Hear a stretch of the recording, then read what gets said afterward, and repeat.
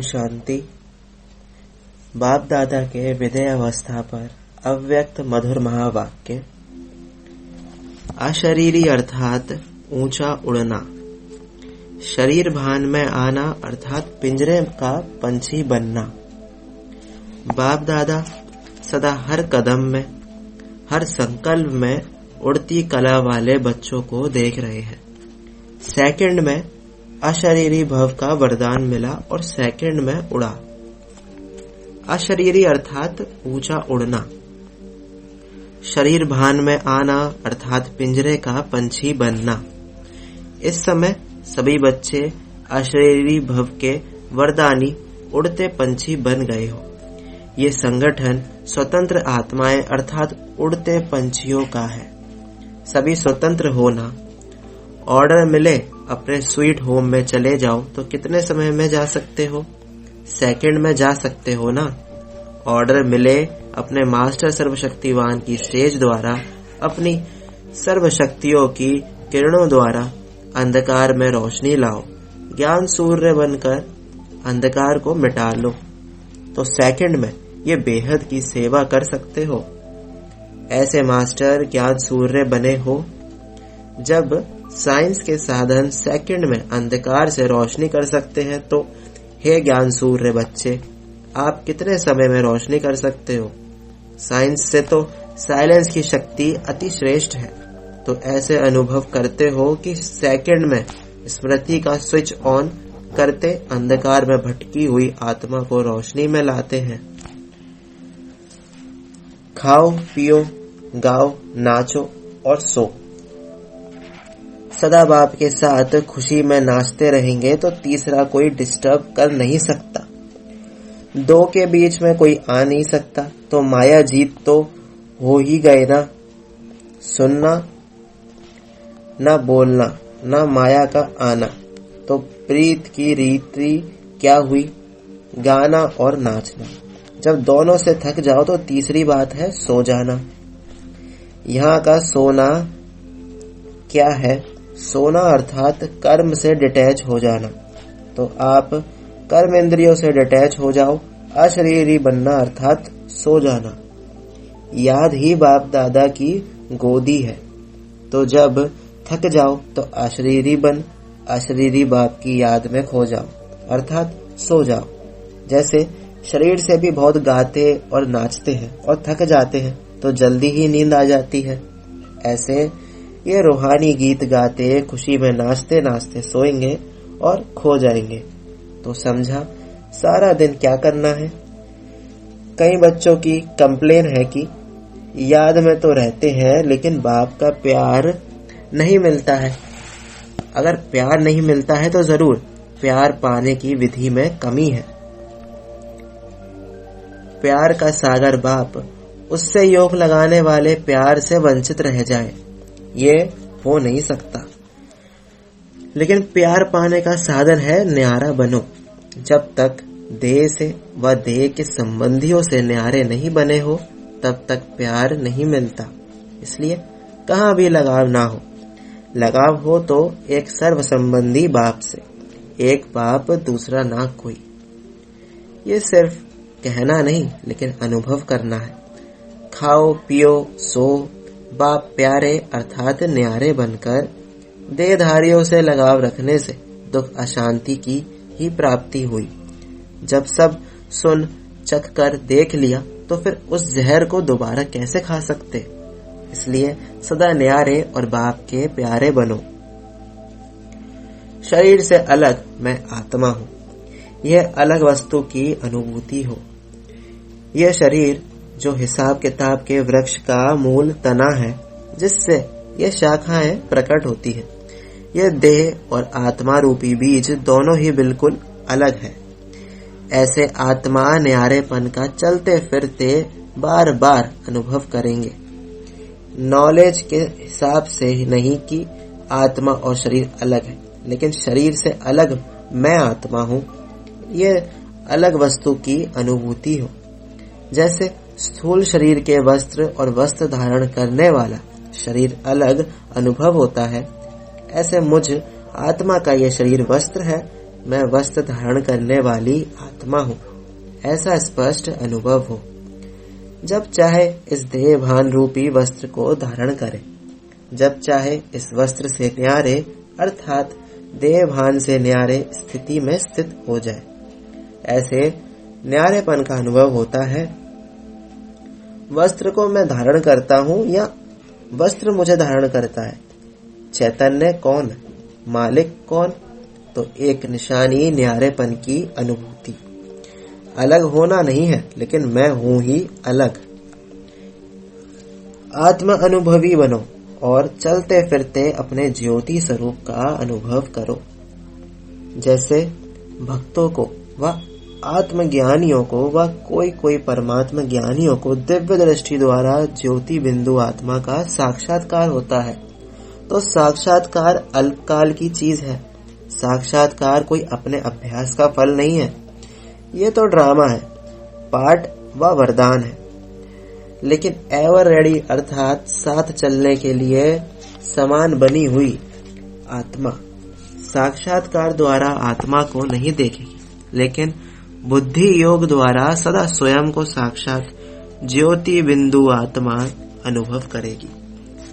साक्षात स्वरूप बनना सदा काल है और साक्षात्कार अल्पकाल है।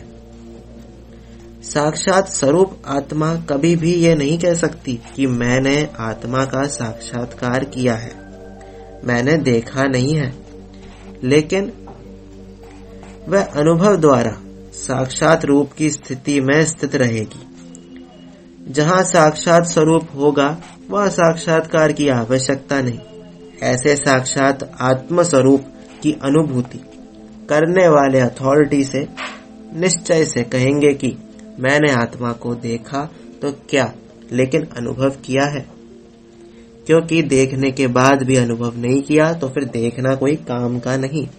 तो ऐसे साक्षात आत्म अनुभवी चलते फिरते अपने ज्योति स्वरूप का अनुभव करते रहेंगे। फुर्सत मिली और मूल वतन में चले गए।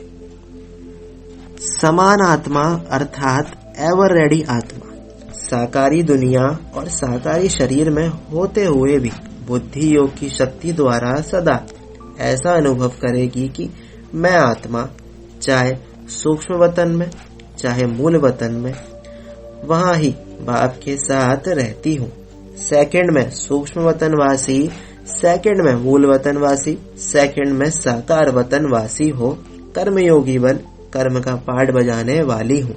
लेकिन अनेक बार अपने को बाप के साथ सूक्ष्म वतन में और मूल वतन में रहने का अनुभव करेंगे। फुर्सत मिली और सूक्ष्म वतन व मूल वतन में चले गए। ऐसे सूक्ष्म वतनवासी मूल वतनवासी की अनुभूति करेंगे जैसे कार्य से फुर्सत मिलने के बाद घर में चले जाते हैं। दफ्तर का काम पूरा किया तो घर में जाएंगे व दफ्तर में ही बैठ रहेंगे। ऐसे एवर रेडी आत्मा बार बार अपने को अपने घर के निवासी अनुभव करेगी, जैसे कि घर सामने खड़ा है, अभी अभी यहाँ अभी अभी वहाँ। साकारी वतन के कमरे से निकल मूल वतन के कमरे में चले गए। चलते फिरते जा रहे हैं, उड़ रहे हैं। बाप भी बिंदु, मैं भी बिंदु, दोनों साथ साथ जा रहे हैं।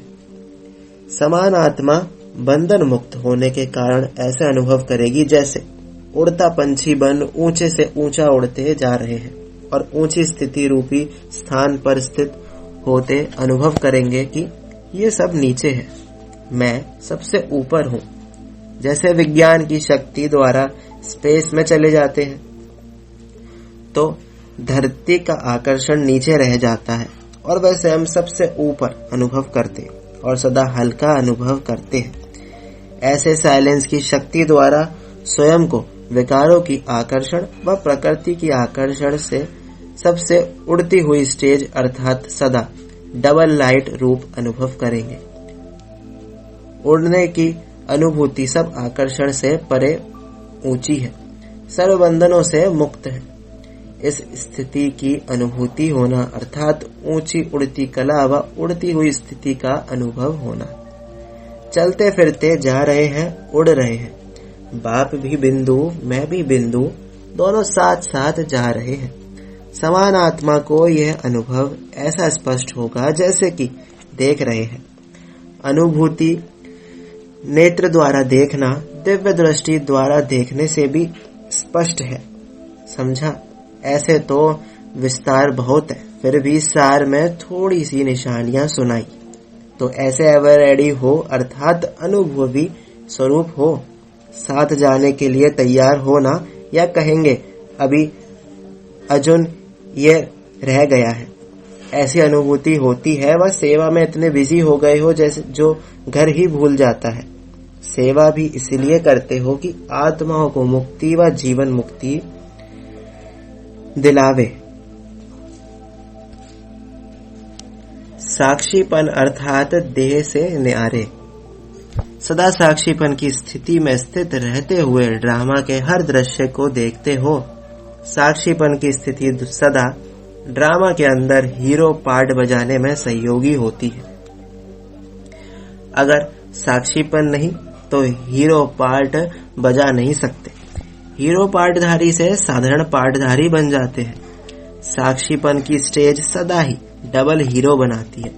एक हीरे समान बनाती है और दूसरा हीरो पार्टधारी बनाती है। साक्षीपन अर्थात देह से न्यारे आत्मा मालिकपन की स्टेज पर स्थित रहे। देह से भी साक्षी मालिक, इस देह से कर्म कराने वाली करने वाली नहीं। ऐसी साक्षी स्थिति सदा रहती है। साक्षी स्थिति सहज पुरुषार्थ का अनुभव कराती है, क्योंकि साक्षी स्थिति में किसी भी प्रकार का विघ्न या मुश्किलात आ नहीं सकती। यह है मूल अभ्यास। यही साक्षी स्थिति का पहला और लास्ट पार्ट है, क्योंकि लास्ट में जब चारों ओर की हलचल होगी तो उस समय साक्षी स्थिति से ही विजयी बनेंगे। तो यही पार्ट पक्का करो। अच्छा, बाप के स्नेह के सर्व संबंध में रहो तो देह के बंधन से मुक्त हो जाएंगे। संगम युग बंधन मुक्त, सर्व संबंध युक्त, जीवन मुक्त स्थिति के अनुभव का युग है। तो चेक करो, संबंध में रहते हो या बंधन में आते। संबंध में स्नेह के कारण प्राप्ति है, बंधन में खींचा तान टेंशन के कारण दुख और अशांति की हलचल है। इसलिए जब बाप ने बिंदु का सहज हिसाब सिखा दिया तो देह का बंधन भी समाप्त हो गया। देह आपकी नहीं है, बाप को दे दिया तो बाप की हुई। जब आपका निजी बंधन मेरा शरीर या मेरी देह, ये बंधन समाप्त हुआ। मेरी देह कहेंगे क्या? आपका अधिकार है। दी हुई वस्तु पर आपका अधिकार कैसे हुआ? दे दी है व रख ली है। कहना मेरा और मानना मेरा ये तो नहीं है ना। जब तेरा कहा तो मेरापन का बंधन समाप्त हो गया। ये हद का मेरा, यही मोह का धागा है। धागा कहो, जंजीर कहो, रस्सी कहो, ये बंधन में बांधता है।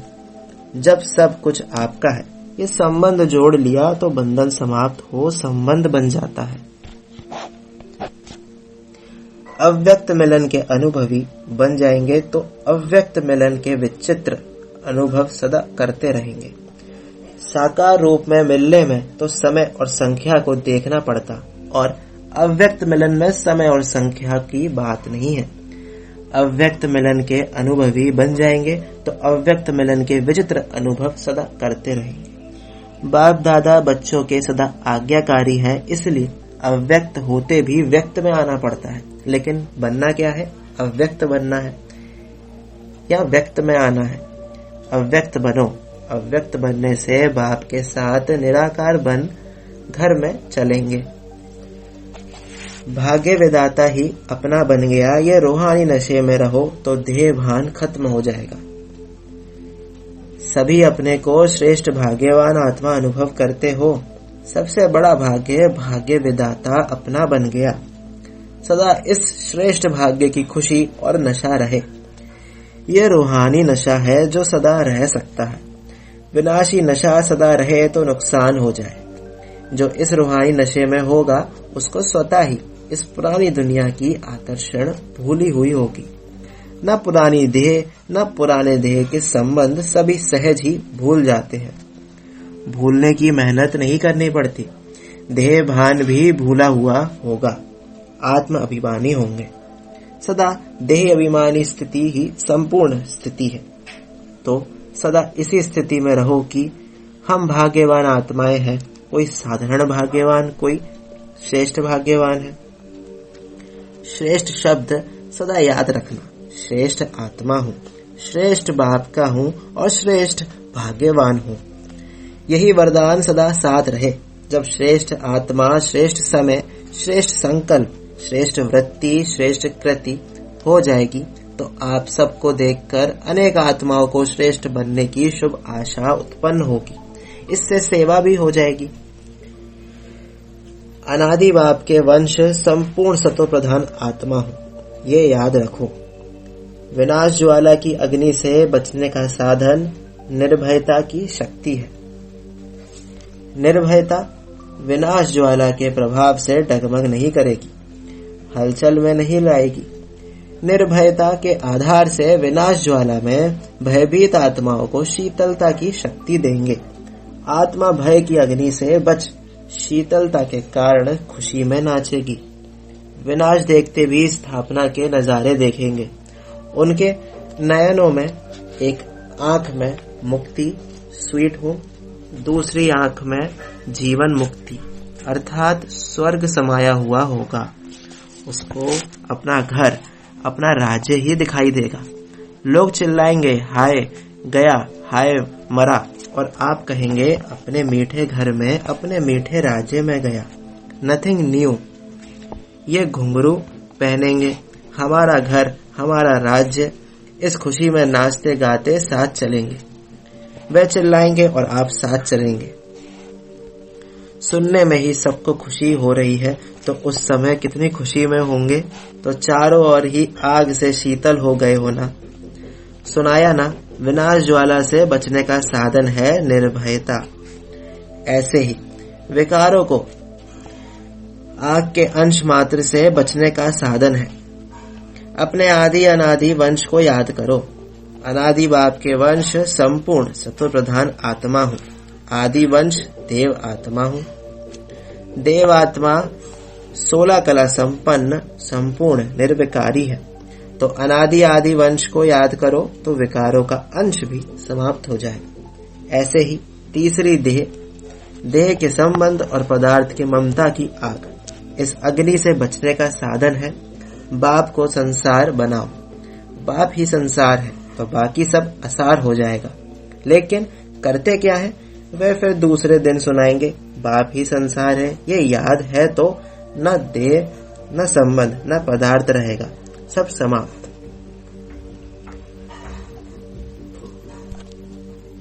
अठारहवां अध्याय को स्मृति में लाओ। अव्यक्त होते अभी 17 वर्ष का 17वां पाठ पूरा हुआ। बाकी क्या रहा है। फिर भी बाप दादा बच्चों के स्नेह के कारण अव्यक्त होते भी व्यक्त में टेम्पररी रथ में 17 साल सवारी की।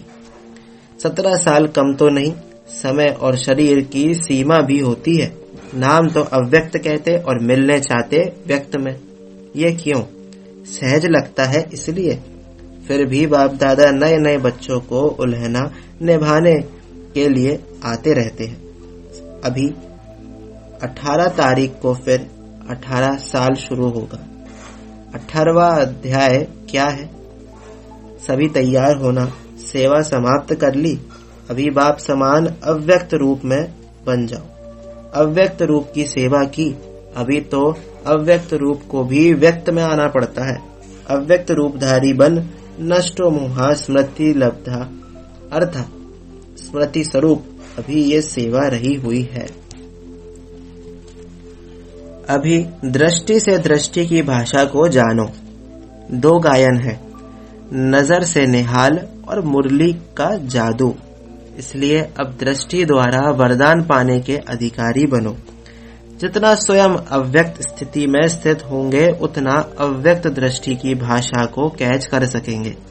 ये दृष्टि का वरदान सदा काल का परिवर्तन का वरदान है।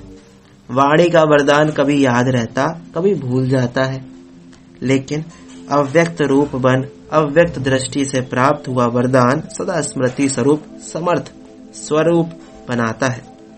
अभी दृष्टि से दृष्टि की भाषा को जानो। स्थापना में क्या हुआ? दृष्टि की भाषा से, दृष्टि के जादू से स्थापना का कार्य आरंभ हुआ। समझा? अच्छा, फिर सुनाएंगे 18वां अध्याय की सेवा क्या है। ओम शांति।